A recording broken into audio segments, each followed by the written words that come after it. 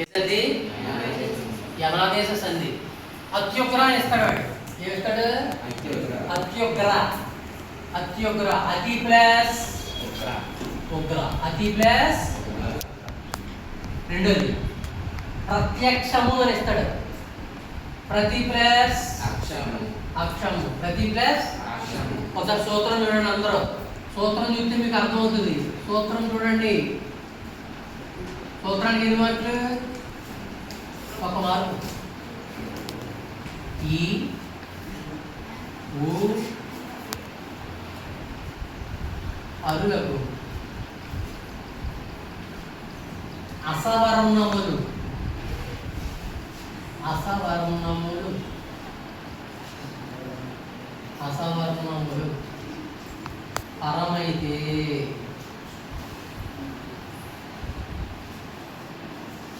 క్రమముగా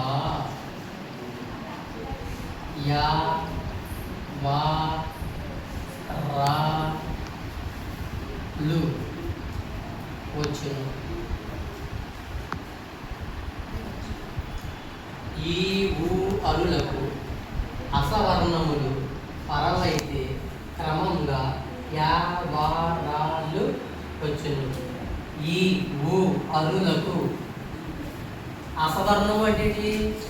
అసవర్ణము అంటే ఏంటి? అర్థం చెప్పండి. అసవర్ణము అసవర్ణం అంటే అదే అచ్చు కాదు, వేరే అచ్చున.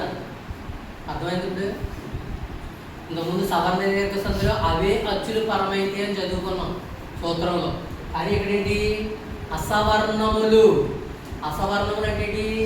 వేరే అచ్చులు పరమైతే క్రమంగా యా వా రా లు వచ్చును. దీన్ని బట్టి సూత్రం బట్టి చూడండి. అత్యుగ్ర. అత్యుగ్ర ఇచ్చాడు. అత్యుగ్ర ఇది ఏ ఒత్తురా? ఇది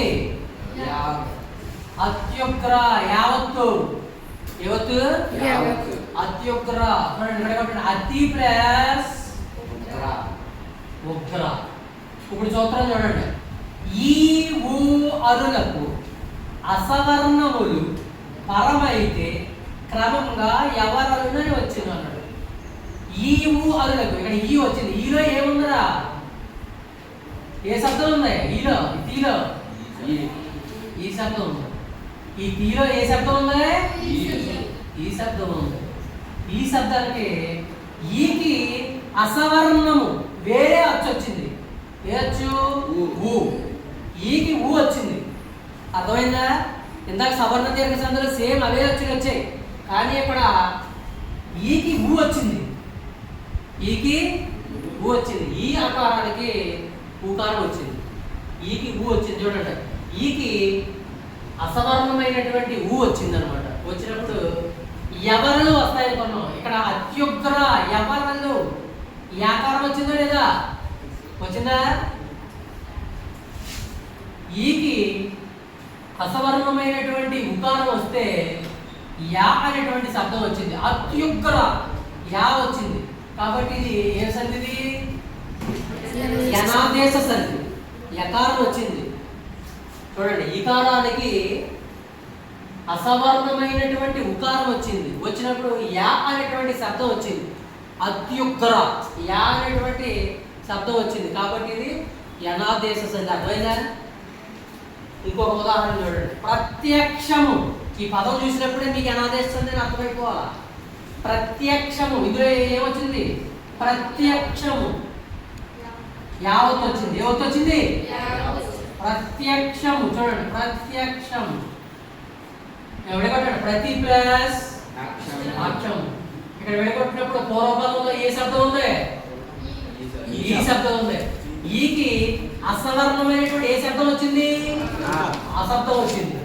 ఈ ప్లస్ ఆ కలిపి ఇక్కడ ఏ శబ్దం వచ్చింది? పదంలో యా వచ్చింది.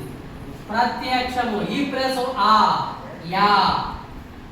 ఈ శబ్దానికి యా వస్తే ఇక్కడ ఈ శబ్దానికి అసవర్ణమైనటువంటి ఆ వస్తే యాకారం వచ్చింది. ప్రత్యక్షము యనాదేశ సంధి. అర్థమైందా?